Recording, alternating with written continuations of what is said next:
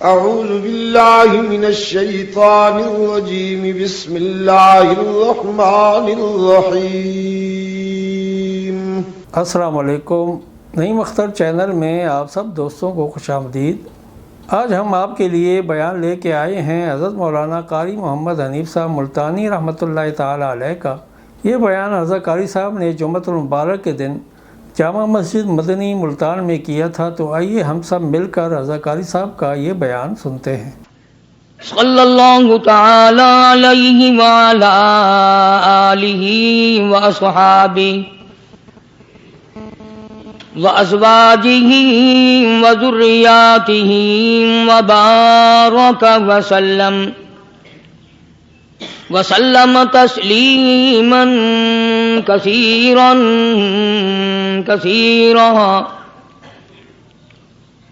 اما بعد فاعوذ باللہ السمیع العلیم من الشیطان الرجیم.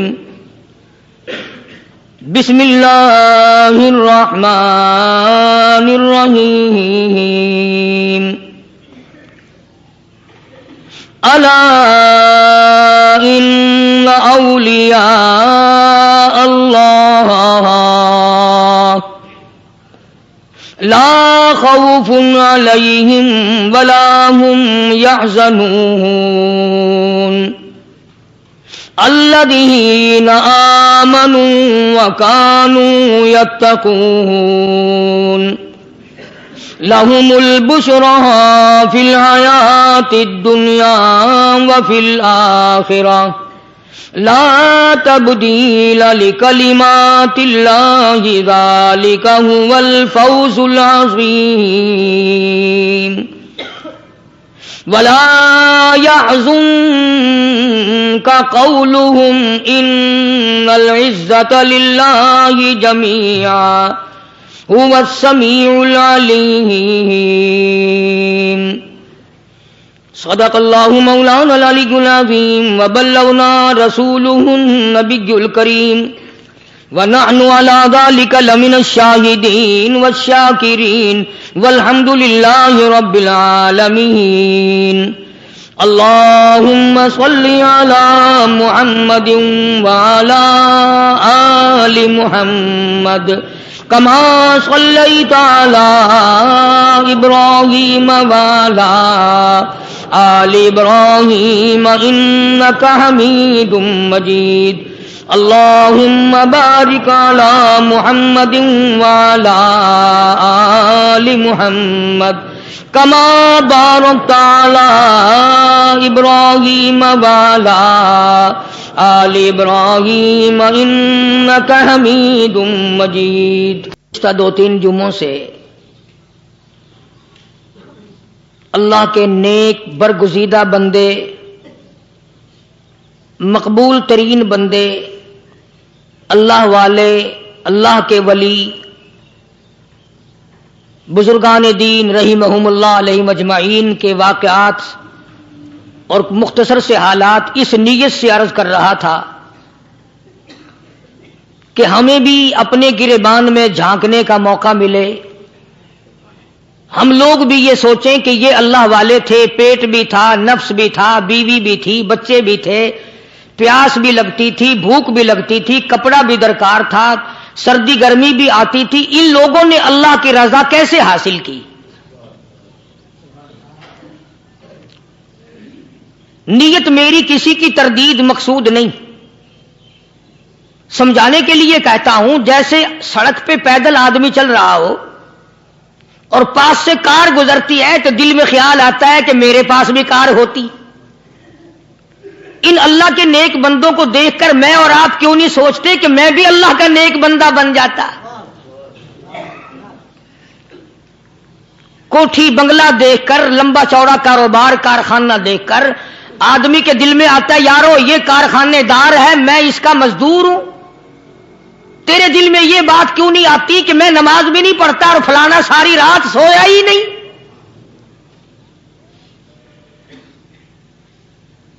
ہم لوگ اپنے معاملات میں، اپنے کردار کے بارے میں آخر کب سوچیں گے؟ وہ کون سی نئی زندگی ملے گی بس ایک دھوکہ لگا ہوا ہے، او جی میں تو گناہگار ہوں میرا کیا، او جی میں تو گناہگار ہوں میرا کیا، یوں کرتا کرتا ہی مر جائے گا، توبہ نہیں کرنی۔ کوئی آدمی پلیت ہو اور وہ یہ کہتا رہے او یار میں تو پلیت ہوں، یار میں تو ناپاک ہوں، میرا کیا میں تو ناپاک ہوں۔ اللہ کے بندے پانی کے پاس جا، غسل کر، پھر ہی تو پاک بنے گا۔ اپنے آپ کو پلیت پلیت کہتا رہے یوں تو پاک نہیں بنے گا۔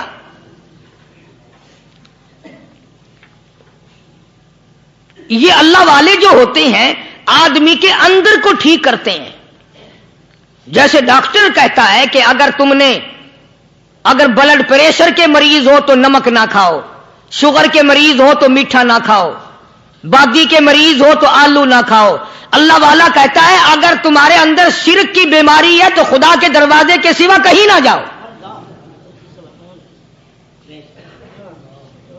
اللہ والے اندر کا علاج کرتے ہیں، روحانی علاج کرتے ہیں، اس بیماری کا علاج کرتے ہیں جو قبر میں کام آئے گی۔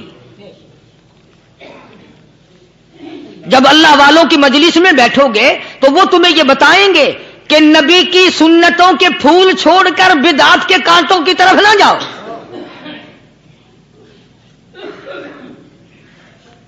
اور ہدایت ہے محمد کریم صلی اللہ علیہ وسلم کی، سبحان اللہ۔ وہ جوان کتنا خوش نصیب ہوگا جو حضور کے ساتھ سواری پہ سوار ہے۔ اللہ اکبر۔ سیدنا معاذ بن جبل رضی اللہ تعالیٰ عنہ کی ذات اقدس ہے، جس سواری پہ محمد عربی صلی اللہ تعالی علیہ وسلم سوار ہیں، اسی سواری پہ صحابی بھی سوار ہے، آپ کے پیچھے سوار ہے۔ آپ نے 3 مرتبہ ارشاد فرمایا یا معاذ، وہ کتنا مقدروں والا جوان ہوگا جس کا نام آقا کے پیارے پیارے منہ سے نکلا۔ فرمایا یا معاذ، او معاذ، عرض کیا لبیک و سعدیک، میرے آقا میں حاضر ہوں، میں غلامی میں حاضر ہوں۔ کچھ نہیں فرمایا، پھر دوسری مرتبہ ارشاد ہوا یا معاذ، عرض کیا لبیک و سعدیک، کالی کملی والے میں تیری خدمت میں حاضر ہوں، میں غلامی میں حاضر ہوں۔ تیسری مرتبہ پھر فرمایا یا معاذ۔ سمجھے آپ، یہ تو حضور کو پتا تھا کہ میری آواز اس نے پہلی دفعہ میں ہی سن لی، پکار رہا ہے میں حاضر ہوں۔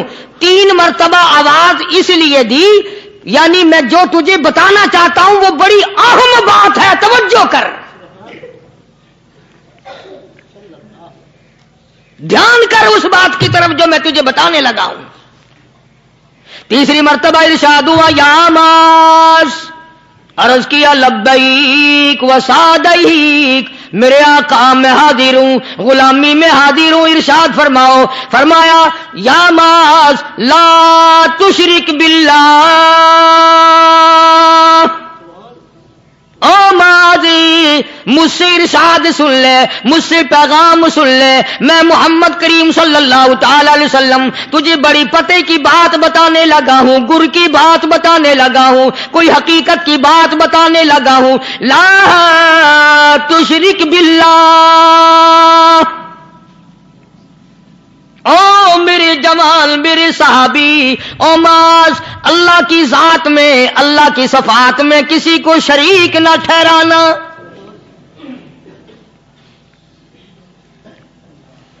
کسی کو بگڑی بنانے والا نہ سمجھنا، کسی کو پریشانی دور کرنے والا نہ سمجھنا، زندہ کرنے والا، مارنے والا، فقیر بنا دینے والا، فقیر کو شہنشاہ بنا دینے والا، اس کے سوا کوئی نہیں۔ چلو ہو گئی بات، فرما دیا آپ نے کہ شرک نہ کرنا۔ اب ہماری بات سنو، ابھی حدیث کا جملہ باقی ہے، جو محمد عربی صلی اللہ علیہ وسلم کی زبان مبارک سے نکلا، اہم بات باقی ہے، ٹھیک ہے فرما دیا، لیکن اب سوال کرو سرکار مدینہ صلی اللہ علیہ وسلم سے کہ جی اگر کوئی مصیبت کی وجہ سے کر بیٹھے، اگر کوئی پریشانی کے عالم میں آ کے کر بیٹھے، کوئی دکھوں کا مارا ہوا کر بیٹھے، تو صاف فرما دیا، فرمایا او معاذ ان قتلتا،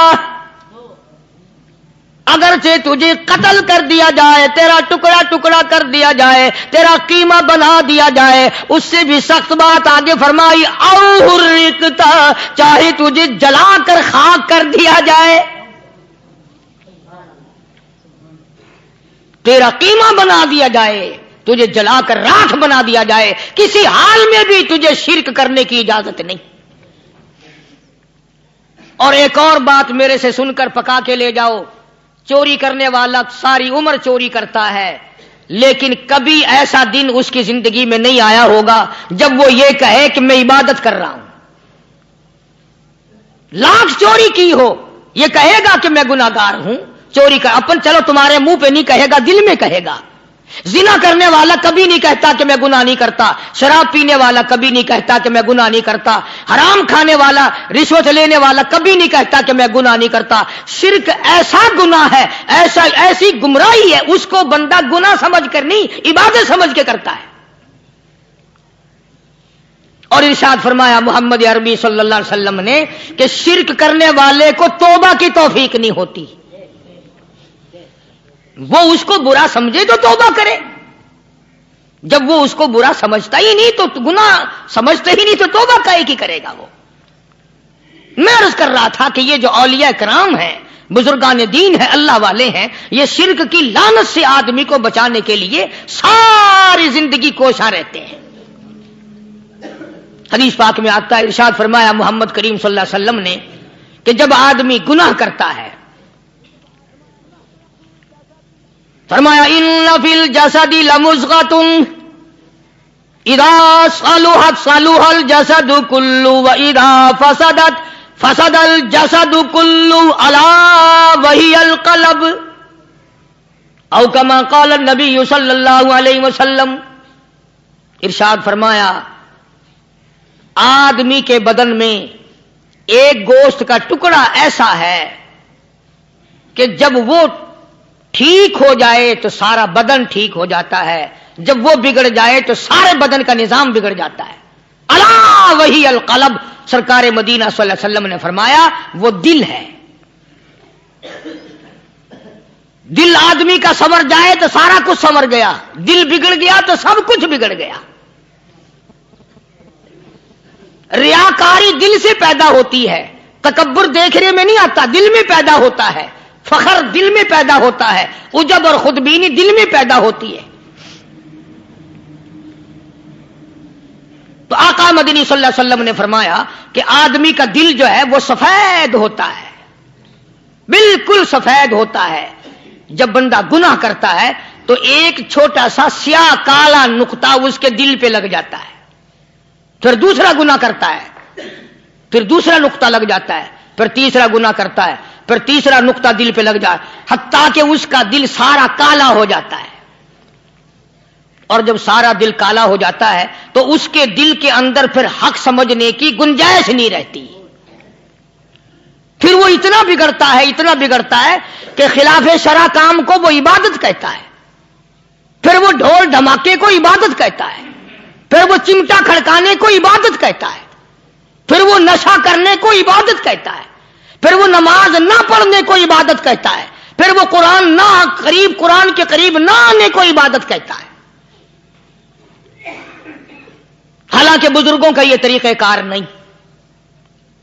سائیں توکل شاہ صاحب سبقت رحمت اللہ علیہ، امبالے شہر میں مزار ہے، حضرت کے واقعات میں لکھا ہے کہ جب کوئی عالم، جب کوئی قاری، جب کوئی بزرگ قرآن پڑھتا یا کچھ بیان کرتا، اگر قرآن پڑھتا غلطی کرتا، ہاں یہ بات سمجھ لو کہ سائیں شاہ صاحب جو تھے ان پڑھ تھے،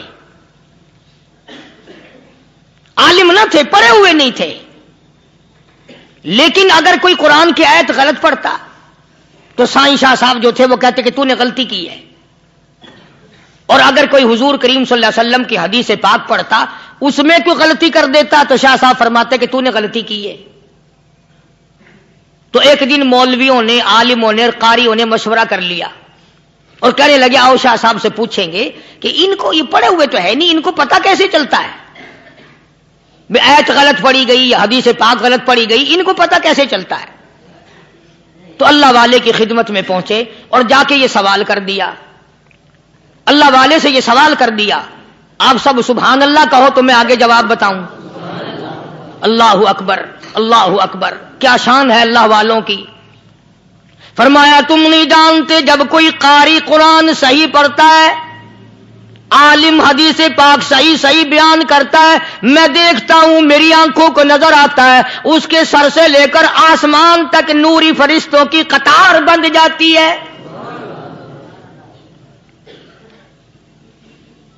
और जब वो गलती करता है तो वो कतार सारी रुखसत हो जाती है, वो कतार सारी छुट्टी कर जाती है। मैं समझ जाता हूं कि कोई गलती हुई है। ये है अल्लाह वालों की बातें जो हम लोगों के काम आने वाली हैं, जो हमारे सोचो विचार की हैं, जो हमारे करने की हैं। कि कितने कितने दिन इन हजरात को फाके करने पड़े, मुसीबत झेलनी पड़ी, परेशानी उठानी पड़ी, तो परवाह ही नहीं करते थे। मखलूक से सवाल करना इन हजरात के यहां बहुत बुरी बात थी। बल्कि नफ़हतुल यमन एक अरबी कोर्स की किताब है, दर्स में पढ़ाई जाती है अरबी मदरसों में। हमने उस जब सबक पढ़ते थे तो एक वाकया पढ़ा था कि किसी पहाड़ की गार में एक अल्लाह वाला रहता था और अल्लाह अल्लाह करता था हर वक्त। अल्लाह की तरफ से खाना आ जाता था और वो खा लिया करता था। तो खुदा इम्तिहान भी करता है, आजमाइश भी करता है। दुआ किया करो अल्लाह हमारी आजमाइश ना फरमाए। हम लोग आजमाइश के काबिल कहां हैं। तो अल्लाह पाक ने जब उस अल्लाह वाले की आजमाइश फरमाई तो 3 दिन तक खाना ना आया, 3 रोज तक खाना नहीं आया। जब नहीं आया तो भूख ने सताया, और जब भूख ने सताया तो परेशानी हुई, और जब परेशानी हुई तो दिल में ख्याल आया कि अब मेरे लिए सवाल करना जायज हो गया, अब तो मैं बिल्कुल भूख ने तंग कर दिया मुझे। तो पहाड़ से नीचे उतरे और जाकर के एक मकान पे सवाल कर दिया, और सवाल यह किया कि अल्लाह नाम पे मुझे खाना चाहिए। उन घर वालों ने 3 रोटियां दे दी, उन घर वालों ने 3 रोटियां दे दी, और ये अल्लाह का वली लेके चल दिया। तो जिस घर से 3 रोटियां मिली थी उनके यहां एक कुत्ता भी था, वो इस वली के पीछे पीछे लग गया और भौंकार करीब था कि काट खाए फाड़ खाए। अल्लाह के वली ने सोचा कि ये तो बड़ा जालिम कुत्ता पीछे लग गया, 1 रोटी इसको फेंक दूं, 2 मुझे काफी हो जाएंगी, ये अपना उसकी हिलने लग जाएगा, मशगूल हो जाएगा, मैं निकल जाऊंगा। ये किताब की बात है, हदीस की नहीं। तो नफ़हतुल यमन किताब में वाकया यूं लिखा कि कुत्ता 1 रोटी खा के फिर भाग के उस वली को मिल गया और बहुत भौंकार काटने के करीब हुआ। तो फिर अल्लाह के वली ने सोचा कि यार 1 ही रोटी काफी हो जाएगी, ये तो फिर जालिम पीछे हो गया। उसने दूसरी रोटी भी उसको फेंक दी। अल्लाह की शान, कुत्ता दूसरी रोटी खा करके फिर वली के पीछे पीछे। उसने सोचा ऐसी रोटियों से तो यूं ही भले, वो तीसरी भी फेंक दी। कुत्ते ने तीसरी भी खा ली, और जब तीसरी रोटी खा के कुत्ता भौंका, अब वली खड़ा होकर गुस्से में आ गया और कहने लगा, ओ कुत्ते तुझे शर्म नहीं आती? अरबी का लफ्ज है वाह मादीमुल हया, और बेगैरत कमीने, तेरे मालिक ने 3 रोटियां दी थी, जिस दरवाजे पे तू रहता तीनों खा ली, फिर भी भौंकता है। 3 रोटियां मैंने तुझे दे दी, फिर भी भौंक रहा है। तो यूं लिखा उस किताब में कि अल्लाह पाक ने कुत्ते को भी जुबान दी, और वो ये कहने लगा कि वली साहब जरा ठहरो, खुद फैसला करो, तुम बेगैरत हो या मैं बेगैरत हूं। फैसला जनाब करें, मैं कुत्ता हूं, आप वली हैं, जन्नत के खाने खाए। अरे 3 दिन ना मिला तो आदमी के दरवाजे पे आके माथा घिसाया, झोली फैलाई, भीख मांगी, मुझसे कसम ले लो मैं कुत्ता हूं। कई मर्तबा 8 दिन टुकड़ा नहीं मिलता, कसम ले लो इस दरवाजे के सिवा कभी किसी दूसरे दरवाजे पे नहीं गया मैं।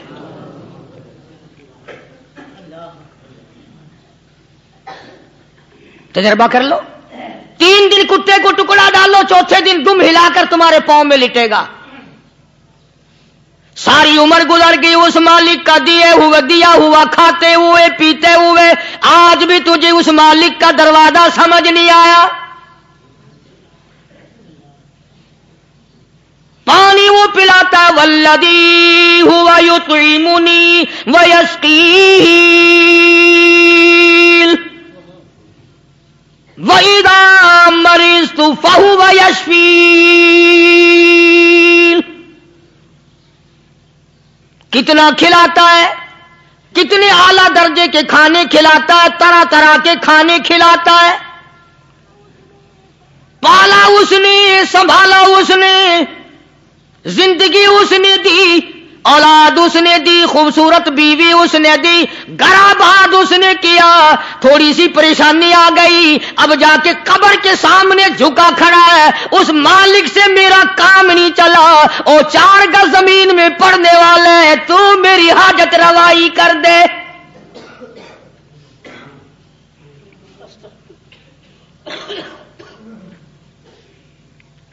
कौन से वली ने ये तालीम दी, कौन से वली ने ये तरगीब दी? ख्वाजा कुतुबुद्दीन बख्तियार काकी रहमतुल्लाह अलैह, बाबा फरीदुद्दीन शकरगंज रहमतुल्लाह अलैह का पीर है। इतने अल्लाह वाले लोग थे, इतने अल्लाह वाले लोग थे। ख्वाजा कुतुबुद्दीन बख्तियार काकी रहमतुल्लाह अलैह का आखिरी वक्त दिल्ली शहर में आ गया। न दौलत थी, न कोठी थी, न बंगला था, फकीरी। हाय हाय, अजीब बादशाहत होती है इन लोगों की। बादशाह इनके दरवाजों पे आया करते थे। ख्वाजा अबुल हसन खरकानी रहमतुल्लाह अलैह बुजुर्ग गुजरे हैं। महमूद गजनवी का जमाना है। महमूद गजनवी मरहूम बादशाह नेक आदमी था। ख्वाजा अबुल हसन खरकानी रहमतुल्लाह अलैह की खिदमत में आया और हजरत ने यूं पूछ लिया, फरमाया महमूद 2-4 दिन पहले भी तो सुना था कि तुम इधर आए हो, मुझसे मिल के नहीं गए? तो कहने लगा हजरत सरकारी दौरे पे आया था, सरकारी दौरे की लपेट में अल्लाह वाले की जियारत को बेअदबी समझता हूं। अल्लाह वाले की जियारत करने आऊं, काम कोई और लेकर आऊं और अल्लाह वाले की जियारत करूं, मेरे नजदीक ये बेअदबी है। फरमाया आज इरादा करके आए हो? कि जी हां इरादा करके आया हूं। बातें होती रही। महमूद कहने लगा हजरत आज बहुत बड़ा काम लेकर आया हूं, दुआ फरमाओ, सोमनाथ के मंदिर पे हमले का इरादा है। 70 राजाओं की फौज आएंगी, 70 बादशाहों की फौज आएंगी, 70 राजा हिंदू अपनी फौज लेकर आएंगे, मैं अकेला मुसलमान मुकाबले में आऊंगा, दुआ फरमाओ वो कादिर करीम मुझे फतह अता फरमाए। कैसी नीयत लेकर आया करते थे बादशाह लोग फकीरों के दरबार में। आज तो अगर किसी वली के पास भी जाओगे, मैंने मौलाना उबैदुल्लाह अनवर मद्दसिल्लू से पिछले दिनों अर्ज कर दिया, मैंने कहा हजरत आप अपने घर में ही रहते हैं, बाहर नहीं निकलते, कई कई दिन लोगों को नेकी मिलेगी, जियारत होगी। तो फरमाने लगे कारी साहब आपको क्या पता है, बस इसी काम के लिए लोग आते हैं, हमारी ईंट पर दो, हमने मकान बनाना है, हमें दुकान का तावीज दे दो, हमारे पीछे दुश्मन लग गया, हमारा मुकदमा हो गया, और यूं तो कहने कोई भी नहीं आता, दुआ कर दो अल्लाह मेरी कब्र में भलाई फरमा दे।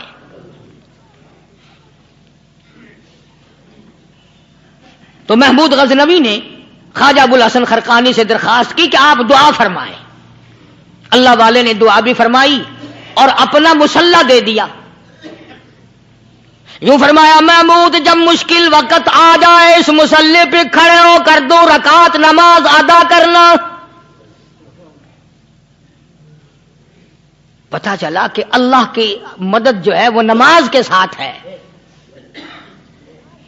मैं तुम्हें भी बताता हूं, वली तो मैं नहीं, जब भी कोई परेशानी आए, जब भी कोई तकलीफ आए, फरमाया इस्ताईनो बिस्सब्री वस्सलाह, नमाज पढ़ो इंशाअल्लाह आसानी होगी। सब्र कर, नमाज पढ़, ان اللہ مع الصابرین،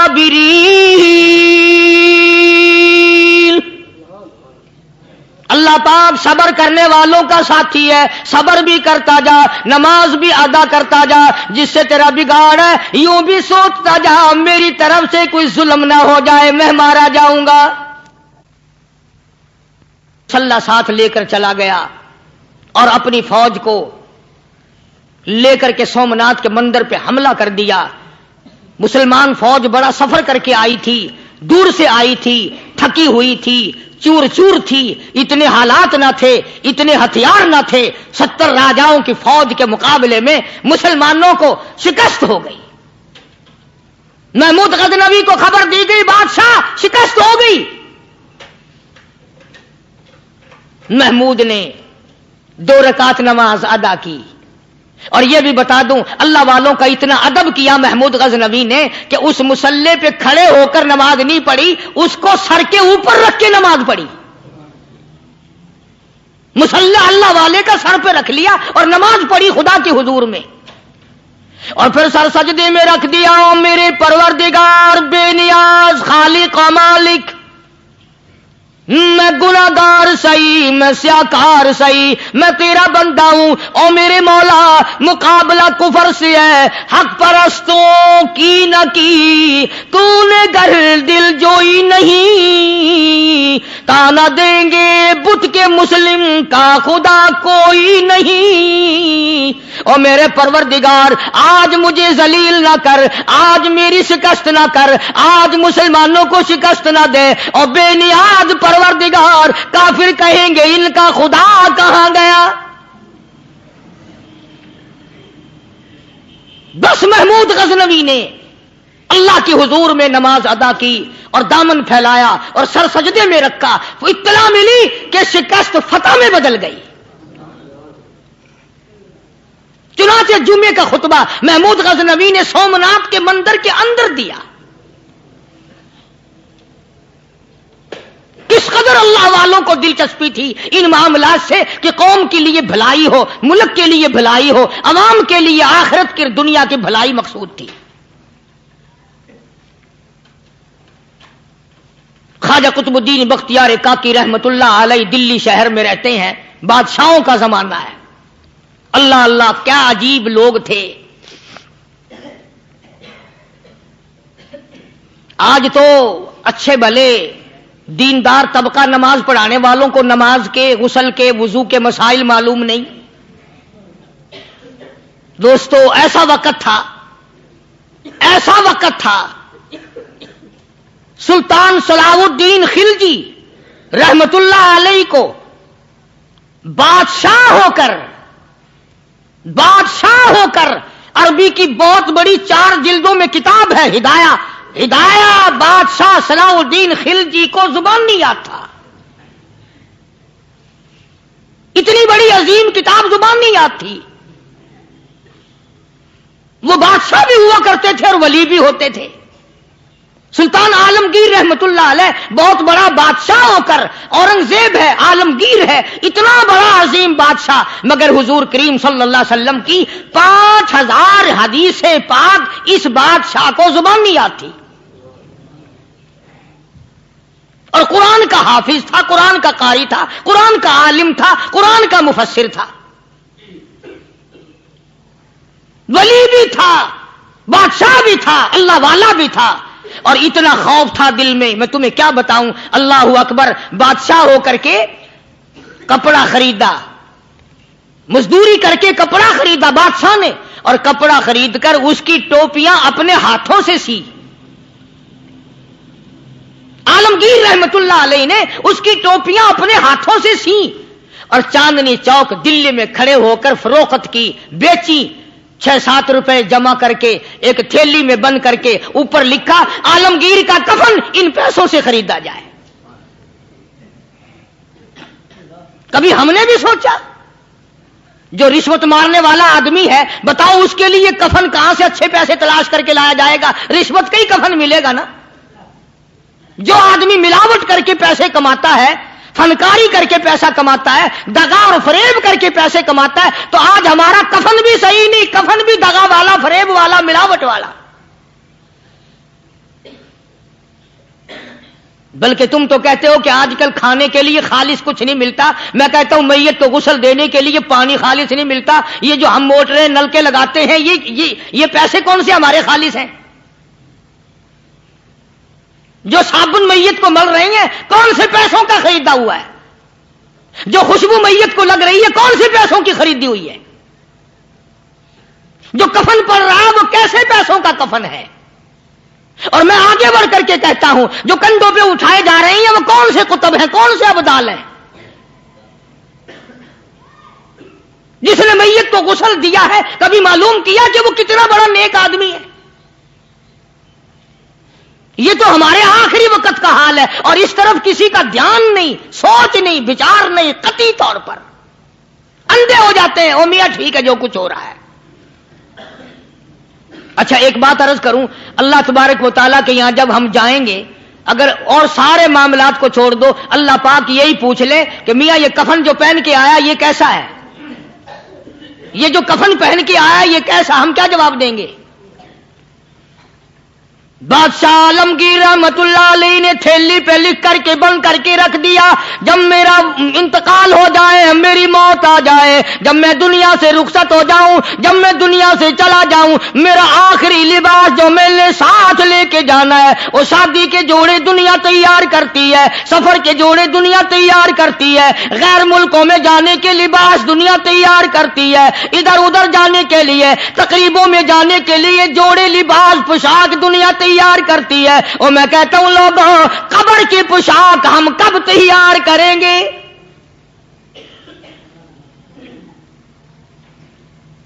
عالمگیر رحمت اللہ علیہ نے خود اپنے کفن کا انتظام کر کے رکھ دیا۔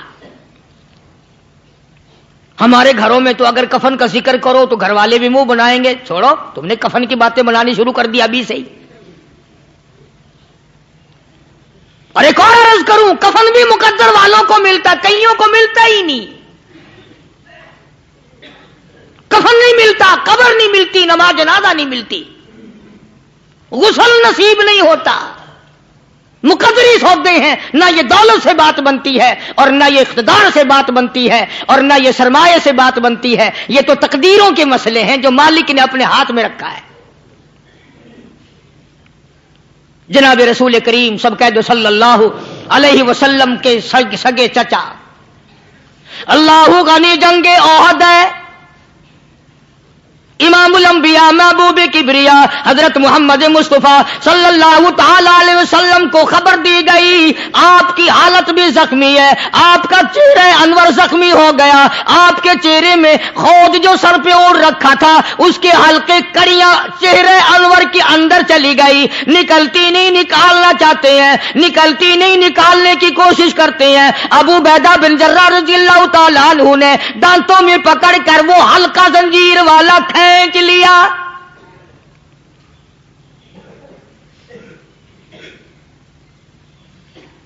اللہ غنی، ادھر خون کا پھوارا چھوٹا، خون کا پھوارا چھوٹا۔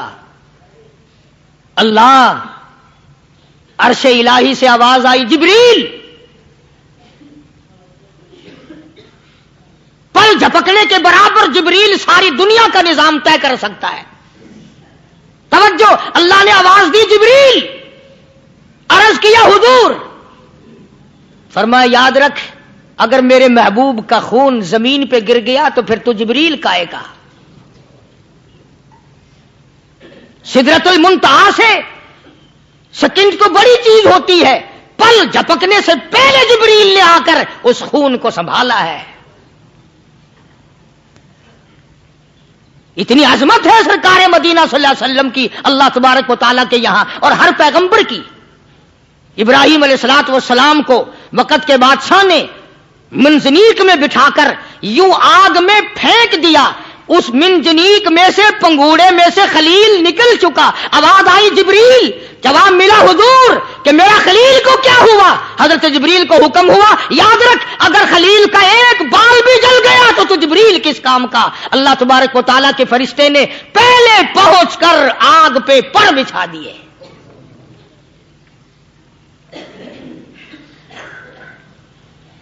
یوسف علیہ السلام کو بھائیوں نے کنویں میں پھینکا.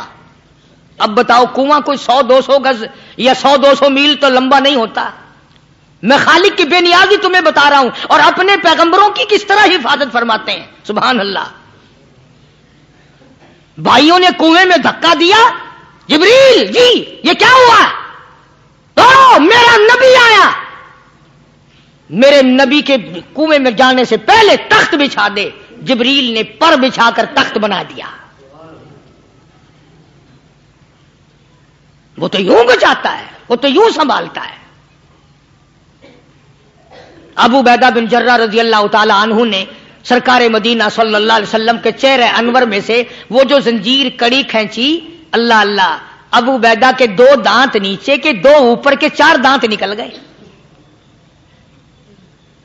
آج ہمارے دانتوں کو کیڑے کھا جاتے ہیں, کھوکھریں بن جاتی ہیں, نکل جاتے ہیں. ابو عبیدہ تو کتنا خوش نصیب جوان ہے, تیرے 4 دانت تو نکل گئے پر حضور صلی اللہ علیہ وسلم کی تکلیف کو تو نے دور کیا. یعنی آقا کی خدمت کرتے ہوئے ابو عبیدہ کے دانت نکل گئے. ادھر اپنی تکلیف ہے, ادھر پتا چلا کالی کملی والے صلی اللہ تعالی علیہ وسلم تیرے چچا کا حال ٹھیک نہیں. جناب امیر حمزہ رضی اللہ تعالیٰ عنہ کو شہید کر دیا گیا, کپڑے بھی اتار لیے گئے. حضور کریم صلی اللہ علیہ وسلم بڑا صدمہ پہنچا, بڑا رنج پہنچا. ایک بات کرتا ہوں توجہ کر کے لکھ کے لے جاؤ, کام آئے گی. بیٹیوں کو بتاؤ, بہنوں کو بتاؤ. سرکار کی نظر پڑی, سرکار کی نظر پڑی. حضرت صفیہ رضی اللہ تعالی عنہ حضور کی بوا, حضور کی پھوپھی, حضرت زبیر رضی اللہ تعالی عنہ کی اماں, امیر حمزہ رضی اللہ تعالی عنہ کی بہن دوڑی دوڑی آتی ہے. پتا چلا نا مدینے میں کہ بھائی کا حال ٹھیک نہیں, شہید کر دیا گیا. عورت ذات دوڑی دوڑی آئی. حضور نے فرمایا زبیر کون عورت ہے, جا کے روکو, لاش کا حال ٹھیک نہیں, کپڑے پھاڑے گی, جزا فضا کرے گی. میں نے سنا ہے لاش کا حال ٹھیک نہیں ہے. حضرت زبیر نے آ کے روکا, قریب آ کر پہچان لیا حضرت زبیر کی اماں تھی. انہوں نے کہا اماں اجازت نہیں, آگے نہ جاؤ. حضرت صفیہ عرب کی تکلیم آئی, مارا غصہ زبیر کو, اوپر پھینک دیا. کہنے لگی ہٹ ایک طرف, میں اپنے بھائی کو دیکھنے نہ جاؤں. زبیر کو تو مکہ مار کے پرے پھینک دیا. اور لوگوں توجہ کرو, غلام آپ بھی بنتے ہیں, غلام میں بھی بنتا ہوں. خدا کی قسم ٹائم پہ غلامی کا پتہ چلتا ہے. پھر زبیر کہنے لگا اماں حضور نے منع فرمایا, آگے نہ جا, حضور نے منع فرمایا. خدا کی قسم ذمہ داری سے کہتا ہوں, علماء نے لکھا ہے حضرت صفیہ نے جو پیر قدم آگے رکھنے کے لیے اٹھایا ہوا تھا وہ آگے نہیں رکھا, پیچھے ہٹ کے رکھا ہے. میرے نبی کے فرمان کے خلاف نہ ہو جائے, میرے نبی کے ارشاد کے خلاف نہ ہو جائے. اگر خلاف ہو گیا تو میں ماری جاؤں گی. اور وہیں رک گئی, کہنے لگی اور زبیر بیٹے جاؤ, میرے محبوب سرکار مدینہ صلی اللہ تعالی علیہ وسلم سے جا کے کہو میں نے لاش کا حال سن لیا ہے, مجھے سب کچھ پتا چل گیا ہے. جا کے کہو بے شک میں عورت ہوں لیکن گھبراؤں گی نہیں. جب سے میں نے تیرا کلمہ پڑھا ہے میں نے صبر کرنا بھی سیکھ لیا ہے.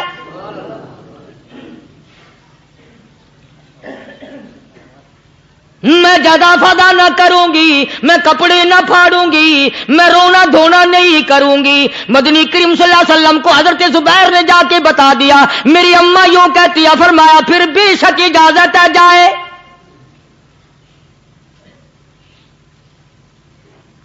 آج کی کوئی مائی ہوتی اتنا حال دیکھ کر بھائی کا نہ جانے ہارٹ فیل ہو جاتا. صفیہ نے آ کے دیکھا اپنے بھائی سیدنا امیر حمزہ کے دونوں کان نہیں, ناک نہیں, لب نہیں, 11 ٹکڑے ہوئے پڑے ہیں. روتی نہیں، گھبراتی نہیں، دھڑام سے گرتی نہیں، چہرہ نہیں پیٹتی، ماتم نہیں کرتی، کھڑی ہو گئی، کہنے لگی آ میرے پروردگار، میرے بھائی کی قربانی قبول فرما، میرے بھائی کی قربانی کے صدقے میں میرا بھی بیڑا پار کر دے۔ اور خبر تو مل گئی تھی نا کہ کپڑے بھی اتار کر لے گئے، بغل میں سے 2 چادریں نکالی ہیں، بغل میں سے 2 چادریں نکالی کہ میرے بھائی کو کفن دے دینا۔ یوں جو نظر پڑی، ایک انصاری نوجوان رضی اللہ تعالی عنہ وہ بھی ننگا پڑا ہے، کافر اس کو بھی شہید کر کے گر گئے۔ مسلمانوں ذرا اندازہ لگاؤ، یہ بھی مسلمان تھے، یہ بھی نبی کے عاشق تھے، یہ بھی دیوانے تھے، ایسے وقت میں بھلا ایسی بات کس کو سوجھے؟ ماں جایا بھائی ہو، سگا بھائی ہو، اچھی محبت اور تعلق ہو بہن بھائی کا، اور سید الشہداء حضور نے فرمایا ہو وہ ننگا پڑا ہے، 11 ٹکڑے ہوئے پڑے ہیں، ایسے وقت میں ایسی بات کون سوچے؟ صفیہ کہنے لگی لوگوں ایک چادر اس بھائی کو دو جو میری ماں کے پیٹ سے پیدا ہوا، ایک چادر اس بھائی کو دو جو محمد کے کلمے نے میرا بھائی بنا دیا ہے، جو میرے نبی نے میرے کے کلمے نے میرا بھائی بنا دیا ہے۔ کل قیامت میں خدا یہ نہ فرما دے صفیہ کفن دینے آئی، خیرات دینے آئی تو اپنے کو دے کے چلی گئی۔ اب ان میں ایک چادر ہے چھوٹی اور ایک ہے بڑی، پھر کہنے لگی میری چادریں واپس کر دو، ایسا نہ ہو میرے بھائی کو بڑی مل جائے، دوسرے بھائی کو چھوٹی مل جائے، اللہ پاک کل یہ نہ فرما دے اگر کفن دینے بھی آئی تو اپنے کو بڑی دوسرے کو چھوٹی، یہ اللہ کی رضا والا تو کام نہیں۔ قرآن اندازی کی، سگے بھائی سیدنا امیر حمزہ رضی اللہ تعالیٰ عنہ کے حصے میں چھوٹی چادر آئی اور اس انصاری جوان کے حصے میں بڑی چادر آ گئی۔ چنانچہ جب محمد عربی صلی اللہ تعالی علیہ وسلم تشریف لائے تو حضور کو اتنا صدمہ پہنچا، میری مستقل کیسٹ ہے سیدنا امیر حمزہ رضی اللہ تعالیٰ عنہ کے عنوان پر، آپ لوگ اسے خرید کے سنیں۔ تم بھی کہتے ہو کہ ہم نے اسلام کی بڑی خدمت کی، ہم نے قرآن کی بڑی خدمت کی، ہم نے علماء اور طالب علموں کی بڑی خدمت کی، ہم نے مسجد اور مدرسوں کی بڑی خدمت کی۔ میں یہ کہتا ہوں آؤ دیکھو تو صحیح کہ ان حضرات نے کہاں تک قربانیاں دی ہیں۔ حضور نبی کریم صلی اللہ تعالی علیہ وسلم جب اپنے پیارے چچا کی لاش پہ آئے، چہرے پہ نظر پڑی، دونوں لب نہیں، کالی کملی والے صلی اللہ تعالی علیہ وسلم نے منہ میں جھانک کر دیکھا تو زبان نہیں، ذرا نیچے کو نظر کی، پیٹ میں جگر اور کلیجہ نہیں، دونوں ہاتھ نہیں، دونوں کان نہیں۔ یہ حال دیکھ کر حضور صلی اللہ علیہ وسلم کو چکر آ گیا، زمین پہ تشریف فرما ہو گئے، اور پھر بلکہ یہاں تک لکھا ہے کہ آپ نے یوں فرمایا او میرے مالک اگر صفیہ مائی میری بوا پھوپھی یہاں نہ ہوتی تو میں یہ ٹکڑے بھی نہ اٹھاتا، اگر تو یوں ہی راضی ہے تو میں بھی یوں ہی راضی ہوں۔ اور پھر جب ان ٹکڑوں کو جوڑا گیا تو صحابہ نے عرض کیا یا رسول اللہ صلی اللہ تعالی علیہ وسلم امیر حمزہ قداور آدمی تھا، لمبا تکڑا بہادر آدمی تھا، حالت یہ ہے چادر چھوٹی ہے بھی ایک ہی، اگر سر ڈھانپتے ہیں تو پیر کھل جاتے ہیں، پیر ڈھانپتے ہیں تو سر کھل جاتا ہے۔ حضور نے فرمایا سر کو چھپا دو، پیروں پہ میرے چچا کے درختوں کے پتے ڈال دو۔ میں یہ عرض کر رہا تھا کہ اللہ والے ہر وقت میں آدمی کی اصلاح کی کوشش کرتے ہیں، اسے بنانے کی کوشش کرتے ہیں، اسے سمجھانے کی کوشش کرتے ہیں۔ اللہ تبارک و تعالی ہر مسلمان کو توفیق دے کہ وہ اپنی زندگی بھر اللہ والوں کی خدمت میں جانے آنے کی، قرآن کی خدمت کی ہر وقت پروگرام بنائے، نیت خیر رکھے۔ کیوں؟ اس لیے اسی کو کہتا ہے کہ لیے پھرتی ہے بلبل چونچ میں گل، لیے پھرتی ہے بلبل چونچ میں گل، اور ڈھونڈتی ہے شہید ناز کی تو تربت کہاں ہے، تلاش کرتے ہیں جانور پرندے کہاں پر اللہ کی رحمت برس رہی ہے۔ تو ہمیں بھی اللہ کی رحمت کا طالب ہونا چاہیے، اللہ کی رحمت کا متلاشی ہونا چاہیے۔ اللہ پاک مجھ پہ اور آپ سب پر، ساری امت پر اپنا کرم فرمائے۔ وآخر دعوانا ان الحمدللہ رب العالمین۔ اللہم صلی وسلم وبارک علی سیدنا و مولانا محمد النبی الامی الہاشمی وعلی آلہ واصحابہ برۃ الکرام۔ الہ العالمین ہم سب پہ کرم فرما یا اللہ، فضل کا معاملہ فرما، کرم کا معاملہ فرما۔ حاجی رشید صاحب مدینہ گلاس فیکٹری والوں کا آپریشن ہوا ہے، ہر وقت دعا کرتے رہتے اللہ تعالیٰ سے کاملہ عطا فرمائے۔ میرے خدمت گزار ہیں، ساتھی ہیں سرفراز خان صاحب باولپور کے، ان کی اللہ پاک اپنے فضل و کرم سے پریشانیوں کو دور فرمائے، اور جتنے بھی حافظ گل محمد کی والدہ انتقال کر گئے، اللہ تعالیٰ مرحومہ کی قبر کو جنت کا باغ بنائے۔ یا اللہ ہم سب کے والدین کی مغفرت فرما، ماں باپ کی بخشش فرما، آباء و اجداد کی مغفرت فرما، دوست احباب اور خدمت گزاروں کی مغفرت فرما، دور کے نزدیک کے، مسجد کے، مدرسے کے، میرے خدمت گزاروں کے کاروبار میں مال و جان میں برکت عطا فرما۔ یا اللہ اپنے فضل و کرم سے سارے پاکستان کی حفاظت فرما۔ یا اللہ تمام بیماروں کو شفا عطا فرما۔ کئی ساتھیوں نے کہا یا اللہ سب کے کاروبار میں برکت عطا فرما، سب کے روزی رزق میں وسعت عطا فرما، سب کی فصلوں میں برکت عطا فرما، اسپتالوں میں، گھروں میں، دور نزدیک جتنے بیمار ہیں یا اللہ سب کو شفا عطا فرما۔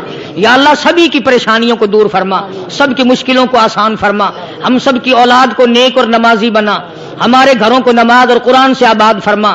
یا اللہ ہم سب کو پختہ نمازی بنا، کلمے اور ایمان والی موت عطا فرما۔ یا اللہ تمام مسلمانوں کو ہدایت عطا فرما، پوری دنیا میں دین کے چشمے بہا دے، قرآن اور ایمان والی زندگی بنانے کی توفیق عطا فرما۔ یا اللہ تمام مسلمان جتنے بھی پوری دنیا میں عالم اسلام کی حفاظت فرما، ان سب کی جان مال عزت آبرو اور ایمان کی حفاظت فرما۔ یا اللہ تمام مسلمان جتنے بھی یہ مرد عورت جھولی پھیلائے بیٹھے ہیں سب کو حج بیت اللہ نصیب فرما، سب کو روزہ رسول اللہ صلی اللہ علیہ وسلم کی زیارت نصیب فرما۔ یا اللہ جتنے مسلمان مرد عورت قبروں میں چلے گئے سب کی قبروں کو جنت کا باغ بنا، ہمارے اساتذہ کی مغفرت فرما، مشائخ کے درجوں کو بلند فرما۔ یا اللہ جتنے بھی مریض ہیں دکھ دردوں کو دور فرما، یہ ہمارے جتنے بھی مسجد کا انتظام کرنے والے حضرات ہیں یا اللہ سب کی دینی دنیاوی پریشانیوں کو دور فرما اور نیک ارادوں میں کامیاب اور پائے تکمیل تک پہنچا۔ ہم سب کی اولاد کو ہماری قبروں کا وارث بنا، یا اللہ ہماری نمازوں کا وارث بنا، یا اللہ دین احمد صلی اللہ علیہ وسلم کا وارث بنا۔ ربنا تقبل منا انک انت السمیع العلیم وتب علینا انک انت التواب الرحیم۔ صلی اللہ علی حبیبہ محمد وعلی آلہ واصحابہ اجمعین برحمتک یا ارحم۔ ابھی آپ حضرت مولانا قاری محمد حنیف صاحب ملتانی رحمۃ اللہ علیہ کو سماعت فرما رہے تھے۔ آپ سب دوستوں سے گزارش ہے کہ آپ ہمارے اس چینل کے ساتھ جڑے رہیں اور ان علماء کرام کے بیانات کو آگے بھی شیئر کرتے رہیں۔ آپ سب دوستوں کا بہت شکریہ۔ ملتے ہیں ایک نئی ویڈیو کے ساتھ، تب تک کے لیے اللہ حافظ۔ پاکستان پائندہ باد۔